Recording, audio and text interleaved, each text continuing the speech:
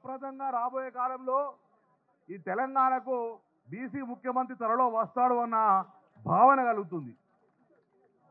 స్వాతంత్రం వచ్చినప్పటి నుంచి ఈ తెలంగాణలో కానీ సమైక్య రాష్ట్రంలో కానీ సంఖ్యాపరంగా రాజ్యాధికారం వస్తుందని భావించారు.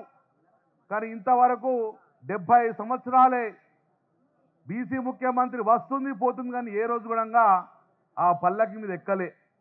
ఎప్పుడు పల్లకి మోసుకుంటూనే ఉన్నాం, మనం పల్లకి ఎక్కలే. కానీ మన తాత ముత్తాతలాగా మనం మోసపుట్టడం కాదు. ఇప్పుడు అందరం కూడా డెఫినెట్గా మేము పల్లకి మోజేవరావు బాయ్ పల్లకి ఎక్కి కూర్చుంటామనే విధంగా కూడా ఈరోజు పోరాటం చేసే పరిస్థితి వచ్చింది. చాలామంది పెద్దలు మాట్లాడారు. ముఖ్యమంత్రి రేవంత్ రెడ్డి గారు 42% ఇయ్యాలే ఇచ్చేదే భయ గుంజుకుంటాం, పక్కా గుంజుకునే పరిస్థితికి వచ్చింది. ఇచ్చి అడుక్కునే పరిస్థితి లేదు. ఇస్తేనే ఇవ్వండి, లేకపోతే గుంజుకుందానికి కూడా మేము సిద్ధంగా ఉన్నాం. ఎందుకోసం? కామారెడ్డి డిక్లరేషన్ ఒకసారి గుర్తుపెట్టుకోవాలి. గంపగుత్తగా బీసీ ఓట్లన్నీ వేయించుకున్నావు. ఏం చెప్పినావు ఒక్కసారి గుర్తు చేసుకో. ఈ తెలంగాణ రాష్ట్రంలో ఎంత పెద్ద వర్కులు కానీ కాంట్రాక్టులు కానీ ఆ కాంట్రాక్టులు ఎన్ని వేల కోట్లు కానీ అందులో 42% బీసీలకు కేటాయిస్తున్నావు. ఈరోజు ఒక 100 పనులు నడుస్తున్నాయి. ఎవడన్నా ఒక్కడన్నా బీసీ పని చేస్తున్నాడల్లా? ఎవరికన్నా బీసీ కేటాయించినవా? మళ్ళా గాలే ఆంధ్ర పాలకు రావాలి. 1000 కోట్ల సీతారామ ప్రాజెక్ట్, అన్ని ప్రాజెక్టులంగా ఒక్క ప్రాజెక్టు కూడా ఈరోజు బీసీ కేటాయించలేదు. నెంబర్ 1 మోసం.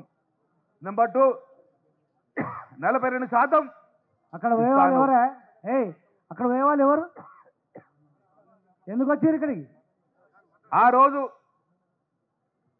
అసెంబ్లీలో మాట్లాడిన నేను ఇదే విషయంలో, కానీ ఒక్క నిమిషంలో మైక్ కట్ అయింది. బహుశా ఇక్కడ మైక్ కట్ కాదు కాబట్టి అద్భుతం మనం మాట్లాడుకునే అవసరం ఉన్నది. అసెంబ్లీలో మాట్లాడితే అయిపోయా బీసీలో మా 42% రిజర్వేషన్ అనగానే మైక్ కట్ అవుతుండే. ఎంతగానో మొత్తుకోవాలి. అందుకే సోదరులారా ఒక్కటి మాత్రం గుర్తుపెట్టుకోండి, 42% మీరు ఇస్తాను మోసం చేసిండ్రు. మొత్తానికి గంపగుత్తగా బీసీల ఓట్లు వేసుకొని ఈరోజు కాంగ్రెస్ ప్రభుత్వం చేరింది. ఈరోజు ఆర్డినెన్స్ అంటుండి, జీవో అంటారు.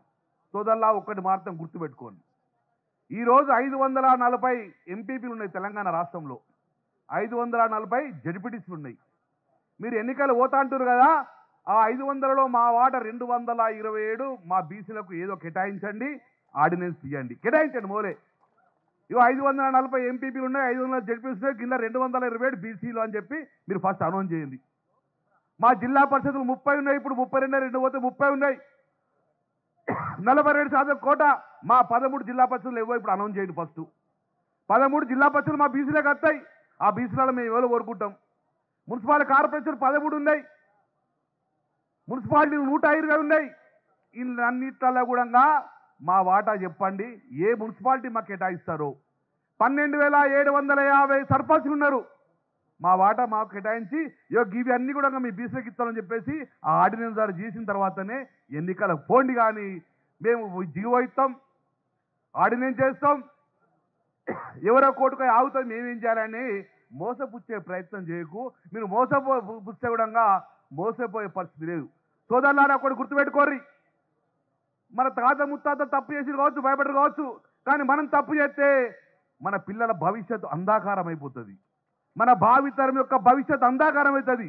ఈరోజు మనం ఉన్న స్థాయిలో మన బిడ్డల భవిష్యత్తు అంధాకారం డెఫినెట్గా మనం కొట్లాడి మన పిల్లలకు ఎట్లయితే ఆశ్రితమో మనం కొట్లాడి ఈ బీసీ వాట కూడా మన భవిష్యత్ తరానికి ఇవ్వాల్సిన బాధ్యత మన అందరి మీద ఉన్న ఒక పౌరులుగా, మన యొక్క రాజకీయ నాయకులుగా ఉన్న ఒక ప్రముఖులుగా ఉన్నాం. కాబట్టి డెఫినెట్గా మన పోరాటం భావి తరానికి వెళ్ళాలి. ఏం కొట్లాడుతున్నాం? సంఖ్యాపరంగా రాజ్యాధికారంగా ఉన్నాం. మేమెంతో మాకింతే ఏమంటారు, మేము అంతగాని పిచ్చబడుకుంటలేము. మేము మా సంఖ్య ఎంతున్నది చూడండి, మాకు రాజ్యాధికారం రావాలని కోరుకుంటున్నాం. కాబట్టి సోదరులారా, ఇది ఈరోజు ధర్నా చేసిపోవడం కాదు.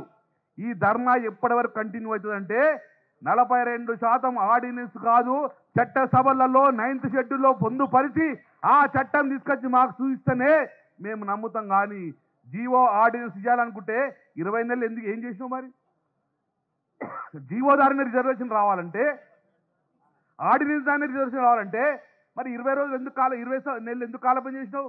అప్పుడు అయ్యొచ్చు కదా. నీకు కూడా తెలుసు, నాకు తెలుసు, జీవో ద్వారా ఆర్డినెన్స్ ద్వారా ఎట్టి బస్సులో ఈ చట్టం నిలబడది. చట్టం నిలబడాలంటే తమిళనాడు తరహాలు ఇవ్వమని చెప్పినాం. మళ్ళీ ముఖ్యమంత్రిగా సూటిగా ఒకటే అడుగుతున్నాం, ఈ భారతదేశంలో ప్రప్రదంగా 42% దాటి రిజర్వేషన్ వచ్చిందంటే తమిళనాడులో వచ్చింది 69% దాకా.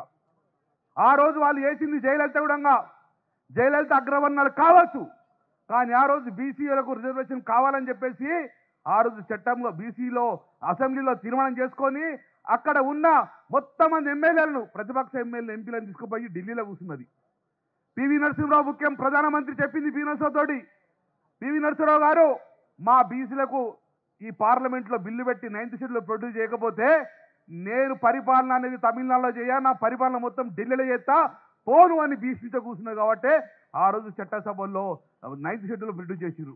మరి ఏరా రేవంత్ రెడ్డి, పోయినావా ఢిల్లీకైనావా, మమ్మల్ని పట్టుకపోయినావా, ప్రధానమంత్రిని కలిసినావా, పార్లమెంట్లో పెట్టినావా, ఇదే బూడూడు అసలు పోయి జంతర్ మంత్రకాలు చేసుకుని వచ్చినావు. ఏం లాభం జంతర్ మంత్రకాలు చేస్తే?